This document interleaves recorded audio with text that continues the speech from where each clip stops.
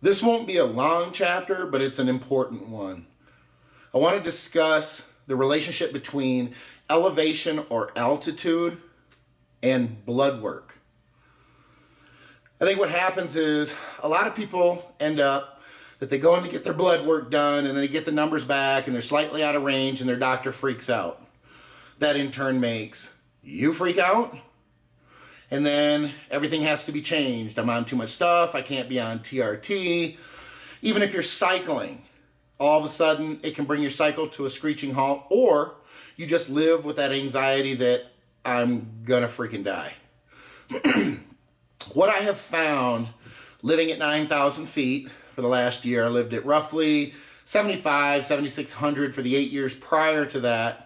And then, of course, 14, 15 years in Denver at 5,000, 5,500. So I've lived at a higher altitude or a higher elevation for roughly 20 years. I didn't have any blood issues at all until 2013. And admittedly, I was freaked out by those numbers when I first saw them too. But I had a doctor or an endocrinologist that didn't take into consideration that I lived at almost 8,000 feet. Now, that wouldn't have made my numbers good or within range, but it would have made them significantly less shitty. It would have probably made me far less anxious as well. I remember getting the news from my blood work, and then only 3 days later going on vacation with my family on a cruise. And that whole week I just thought, oh, at any point I'm just gonna freaking die. I'm going to have a heart attack. This is awesome. Which is a bit of an exaggeration or embellishment, but you get my point. It weighs on you. Okay, it may not when you're younger. It didn't when I was younger either. I didn't worry about what was going to happen to me and didn't think that I was going to die tomorrow. But trust me, the older you get, and when you get years under your belt, start to have those blood issues, numbers start to climb a little bit out of range, you start thinking about your own mortality. So anyway, I've been getting a lot of questions, primarily from people here in the Denver or in the Colorado area who are having similar issues. Friends of mine, clients of mine, things like that, where they're a couple points out of range on TRT and their doctor's concerned. My first and best recommendation or advice in a situation like that is very, very simple. Go get another doctor. Because if your doctor doesn't know or doesn't take into consideration the disparity or the issues between living at a higher elevation. As an example, if you live in Denver at 5,000, 5,500, or you live where I live at 9,000, if you as a doctor or an endocrinologist are not going to differentiate between those elevations and give different parameters for hematocrit, hemoglobin, and RBC, I don't even know what to say to that. And you have to understand, I'm not one of those bodybuilders who thinks that doctors are stupid. I don't think I know it all. I don't think that someone who has been through med school, has gone to school for 8, 10, 11 years, however long it takes, because I'm so stupid I don't even know how many fucking years it takes to go to med school and be a doctor. But it's far more than my 11 credit hours in criminal justice that I got 25 years ago. So reading muscle magazines and researching on the internet, on WebMD or Google, does not make me smarter than the people that I go to see for my health. Now, at the same time, I tend to think there's little excuse to not pay closer attention, especially in an area where there are so many different possibilities for elevation. Listen, if you're listening to this or watching this video and you live at sea level in Indiana, Michigan, Ohio, I don't know that I would expect doctors there to be well versed on the differences in blood work based on elevation. Why? Because I think throughout those couple of states, I won't even use Michigan as an example, because at least in Michigan you have small little like Boyne Mountain. I don't even know why they call it a mountain, because it certainly isn't a mountain. Coming from Colorado, that's not a mountain. But nonetheless, there's a little bit of a chance that the elevation could change a little bit in Michigan. Ohio, Indiana, places like that that are just flat, Kansas, you're talking a difference maybe throughout the whole state of 100 or 200 feet. Now that's my best guess. I have not checked out the topography of those states. I'm trying to make a point here. But in a state like Colorado, the question really does become, how the hell can you not know when everybody, or almost everybody, has to go to Denver to see their doctors or their endocrinologists? They could come from Blackhawk, where I am. They could come from Squaw Mountain, where we almost bought a house, which was $10,400, which was even higher, obviously, than where I am now.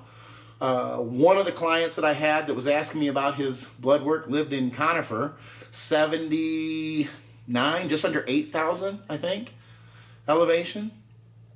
You would think that they would know this. Okay, so when I say there are differences or different parameters for different elevations, I'm just going to give you some reference.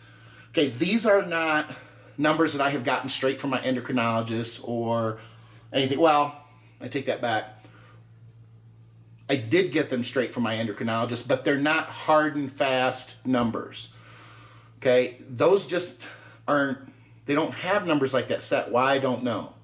Okay, so what I'm going to do is I'm going to give you my recommendations that I'm comfortable with my blood work, based on my elevations, or based on the elevation that I live at, based on the interactions that I've had with my doctors and my endocrinologists, who are a little bit more progressive these days and understand the difference the difference that the elevation and altitude will have on blood work. Here's an example. Hematocrit levels, roughly 50-52, are considered to be pretty normal straight across the board. I put those, though, at roughly sea level. Okay? So if you don't live at a very high elevation, you're going to get your top end hematocrit number as 50-52. If you're over that, there's going to be it'll be a marker, and if it's not, then great. At an elevation of 9,000, I get an easy 56. I would even go so far as to say I don't know I would be terribly alarmed, and my endocrinologist said the same thing, if I was pushing over 57. We start to get to 58, yeah, it might be an issue. These types of numbers are why, after I had my blood issues in 2013, I thought, well, maybe I could go back to cycling, because there's a broader range there because I live at a higher elevation than I thought there was. So I came back and tried to cycle in 2014 for about 8 weeks, and my numbers were off the charts. So I had to make that decision, and my decision was a pretty simple one. I might make my living in the industry, but I don't make my living based on how successful I am with shows. Therefore, cycling is not a part of my financial success. It's not a part of my business, at least directly. I mean, it's always better as a prep guy when you can walk the walk and everything else. You know, if you're bigger and you're on a national stage and you're threatening to turn pro, yeah, you're probably going to be out there a little bit more when it comes to the competitive arena than if you're not. But nonetheless, I don't feel that there's a direct impact. Plus, this has also allowed me to kind of change the demographic and not only be healthier, but to push,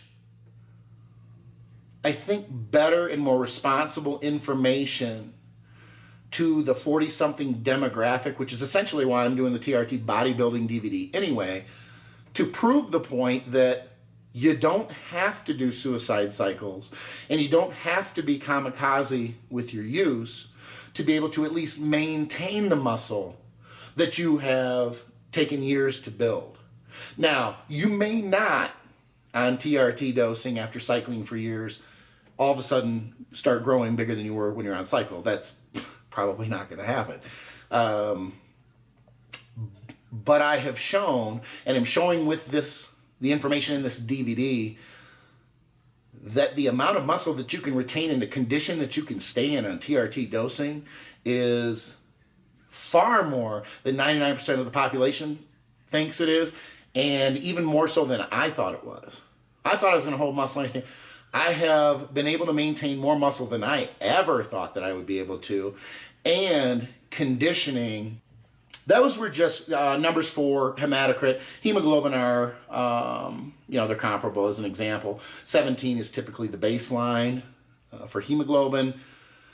If you're at that roughly sea level elevation, you start to get up to 9,000, you get up to 19, you're closing in. I mean, there's 2 extra points right there. You're closing in on, you're starting to get up there.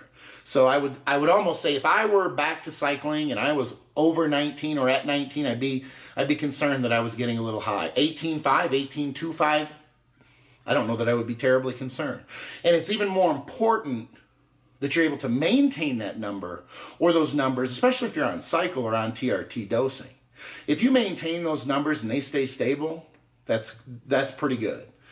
If they're even slowly climbing, even 0.1, 0.2 of a point, after, let's say, you have your blood work done every 6 months, and it's climbing, say, 0.2 of a point, you have to wonder, well, how high is it going to go? I mean, eventually, it's not going to just continue to climb. Okay, a lot of people think that that's the case. There is a plateau. It has to stabilize at some point. Obviously, we all want it to stabilize as low as possible, but that's not always the case either.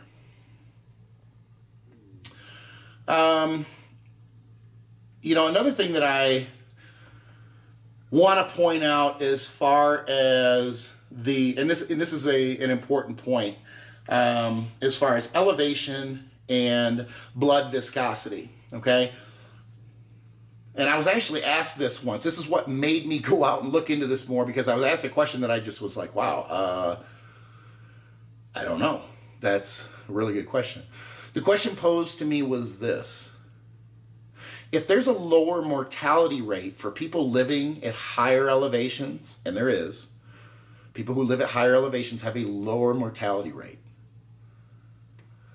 then why would polycythemia, which is essentially increased red blood cell or increased red blood cell count, why would that be a concern or a danger as a side effect from AAS use? Good question. And I was sitting there like Chris Griffin. What? I didn't have the answer. I honestly didn't know, because logically you think, well, wait a minute. At higher elevations, polycythemia happens. It has to. Your body has to make more red blood cells, because it's not even that there's less oxygen. People think there's less oxygen, but there's not at higher elevations. What it is your body can't get as much oxygen. And it's over my head, but it basically has to do with air pressure, okay? It's almost like the air pressure at a higher elevation isn't pushing the oxygen into your bloodstream or into your body like it does at a lower elevation. It would be a similar situation as the pressure, say, at the bottom of the ocean.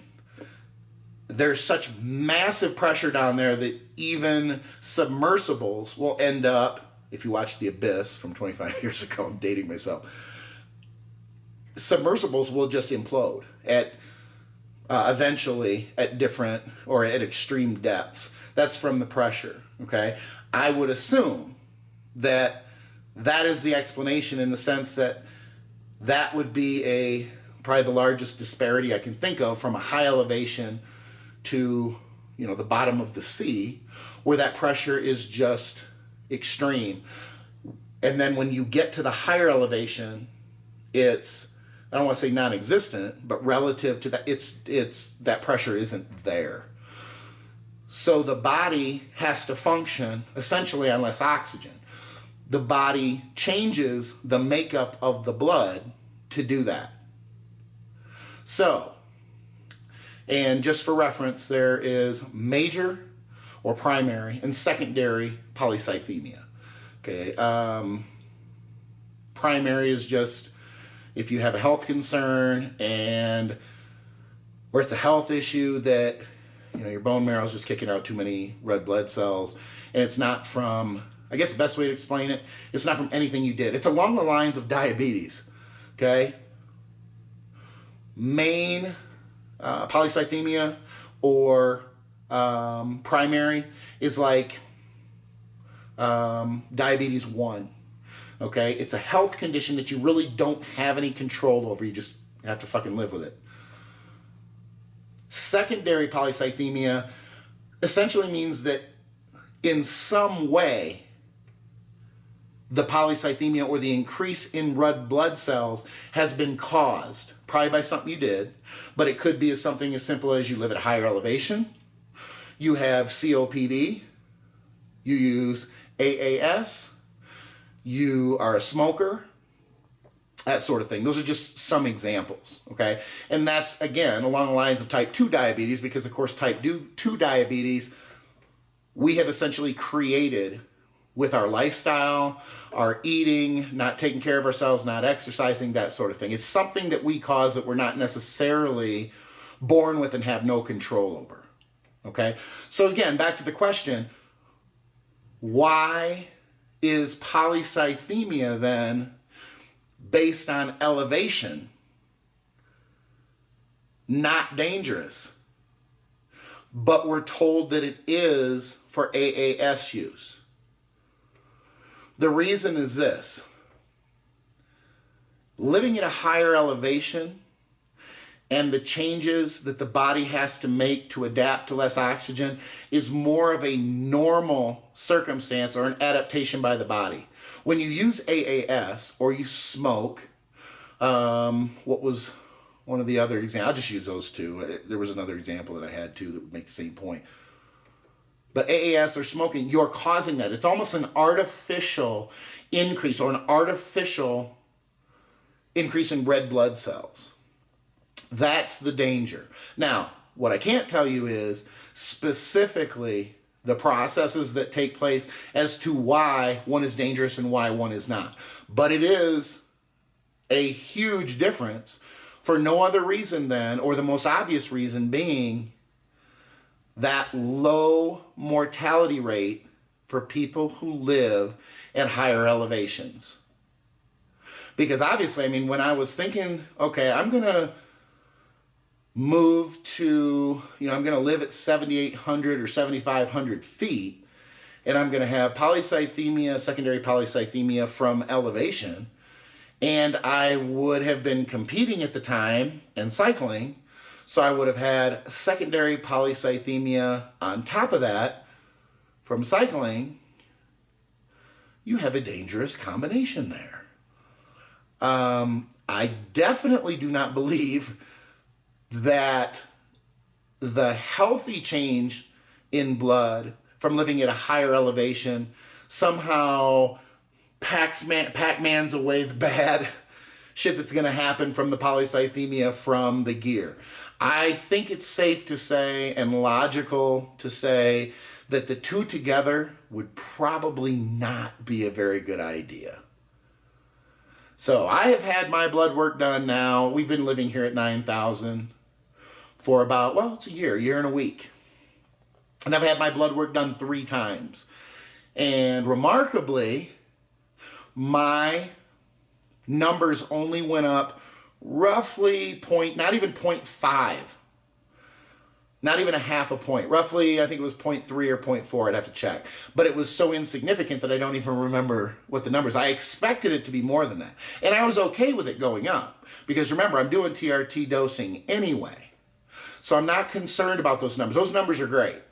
Okay, the only reason they have increased isn't because of dosing. I've done the same dosing since 2013. Nothing has changed. 210 milligrams a week of testosterone. Now, I might change and play with the ratio a little bit because I do use Prop and I do use Cypionate. And I combine the two of them and I dose them roughly 84 hours apart during the week to kind of maintain blood levels, which is funny because if you're thinking, oh my goodness, he's only doing Prop twice a week, his levels are all over the place. Because I read on the internet when you combine a short with a long ester testosterone, even though that's the only compound that I'm using, or I'm only using testosterone, so I guess it's not just one compound, but those fluctuations at 84 hours apart, and the reason I use 84 is because that's half a week. So if I dose it on Monday morning, I dose it on Thursday night. Why do we use Prope? Because it's kind of a holdover from my cycling days. I just like shorter esters. Okay, I like that they tend to not make me hold as much water. And look, maybe it doesn't do anything because it's only TRT dosing. Maybe it's just stuck in my brain from years ago. But anything that can make me hold a little bit less water, and maybe it keeps my blood pressure down 3 points. You know, it's 3 more points. Not terribly significant. You might think, oh, it's a different. I'm 47 years old. I want it to be as low as possible. Okay, so I'm comfortable with that combination, that balance, that ratio. And I mean, if that dosing has changed since 2013, it's changed 10 milligrams one way or the other. You know, there are times where I'll get my levels back and they'll be, 1270. And I'll be like, oh man, I better check the timing versus the last dose. And it'll be the same. So I'll be like, okay, I'll just, cut back, 10 or 15 milligrams, probably not much. Why even worry about it? I don't know. It's probably just me being OCD or anal. Because obviously being at 1250 or 1270 instead of being at 1200. 1200 is my cutoff. I would love to keep and try to keep my blood levels at 1200. That's my range. It took me a long, long time to get my endocrinologist on board with that because they like to put you in that 500 to 600 range. And I just kept reminding him, the range, the top end of the range is 1200. Give me 1200. Well, you don't need to go that high. Says who? And if you're going to tell me I can't go that high, let me remind you that you're not the only endocrinologist out there in the city of Denver. So I can go shopping for one that will put me at 1200. And I just built a rapport with the guy and kind of, I don't want to say he breaks the rule, he breaks his rules. Because he doesn't like his clients to be up that high, but I just told him flat out, I lied to him. I don't know if I did lie to him. But I told him, like, look, you're either going to let me go to 12 or I'm just going to go to 12. I'm not coming down to 6. I'm just not. You can tell me it's healthy. You can tell me it's not healthier. Relatively speaking, I'm 100 times healthier than I was when I was cycling. So my ass is going to live at 1200. That's where I'm living. So he basically just kind of caved and was like, this cat's going to do what he wants to do. This is where he wants to be. And he probably saw, too, that I was pretty set. I was convinced. I'd done my homework. I can have conversations with him about the research that I have done and the things that I've looked into. And I think he respected that and felt that my decision was well informed. And I think you'll find, too, in dealing with a lot of doctors, maybe not all of them, if you come across not as much of a arrogant dick, like don't ever act like you know more than a doctor. Okay, because I can tell you the egos of doctors will not allow that. That's not going to stand. Okay? If you ever want to get on your doctor's good side, ask your doctor shit that doesn't have anything to do with doctor. Ask them how to change oil in your airplane. And they'll just make up some shit because doctors want to fucking know everything. Okay? Then you have someone who just thinks you're fucking awesome. Build a rapport. Okay? Just work them, manipulate them, do what you got to do. They're your blood levels. Do what you got to do to get them where you want them to be. I guess it wasn't that short. Point is when you get your blood work done, specifically hemoglobin, hematocrit, and your RBC count, you have to take into consideration elevation. And it's not where you train as much as where you live. It's where you spend more of your time. Okay, so I train down at 5,500, but I live at 9,000. If all of a sudden I decide to squat at the rec center up here at 9,000, trust me, even though I live up here and I do cardio up here sometimes, I'm still going to be sucking air squatting at 9,000 because I'm not used to it. Maybe not as bad as if you came here to 9,000 and tried to squat and your fucking heart blow up in your chest, or you have to stop because you just can't train that hard. You get basically altitude or elevation sickness, where the blood becomes thick and your heart has a hard time pumping it. So you get nauseous because it's a lack of oxygen. Quite a diminished oxygen supply compared to what you're used to. And people get it. They come here to Denver and they train with me and they get it. Even high-level athletes. Jimmy would deal with it. When he would come into town for the first week or two, he acclimated pretty quickly. When you have a professional athlete, they're not built like the rest of us. They acclimate a whole lot faster. And speaking of acclimate, and I'll finish with this. There is a formula, because I've been asked this before too, so I ran it down.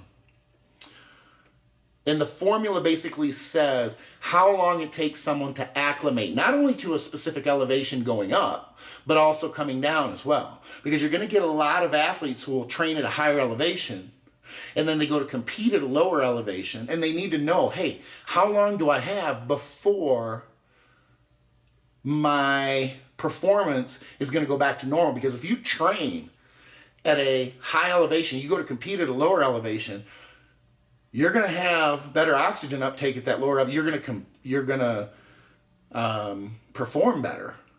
Now, if you go the other way and you train, you go and you compete. As an example, football players come here to Denver and they compete.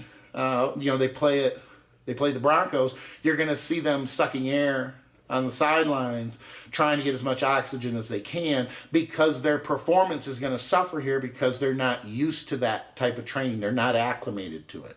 So the formula is this, and the formula is the same whether you're going up in elevation or down. And all you do is this. You take 11.4 days and you multiply it by the altitude in kilometers. Okay? Sounds kind of complicated, whatever, but it's actually pretty simple. So I say this. I live at 9,000 feet. So if you decide you want to come out here and you want to hang, and you want to know how long is it going to take before my blood adjusts to the elevation, 9,000 is roughly 2.75 kilometers. So you take 2.75 and multiply it by 11.4 days. Basically, it's going to take you just over 31 days, so a month, before you're going to be essentially fully acclimated to the 9,000 feet elevation. That's a long time, because if your ass out here for a month and you're training with me, it's going to suck. You're going to feel beat to shit. Now, because you're training, it may speed that process up a little bit, and everybody's a little different. Like I said, it only took Jimmy a couple weeks. But that also means that it could take someone even longer than 30 days as well. Point is I use the formula to point out that it is a longer process for acclimating than most people would think. Now, when I go back to Michigan and I go there and train, I can kill some shit. And it's the same way with drinking. If you could drink at a higher elevation and you go and you have some beer, you can just kill some beers. At a lower elevation, you can drink people under the table and you don't even feel it. But go to a higher elevation. Come out here and drink. I don't drink. My wife doesn't even drink anymore. But you come out here and drink, and you can drink about half of what you can normally drink before your ass will be under the table. That's elevation and blood work.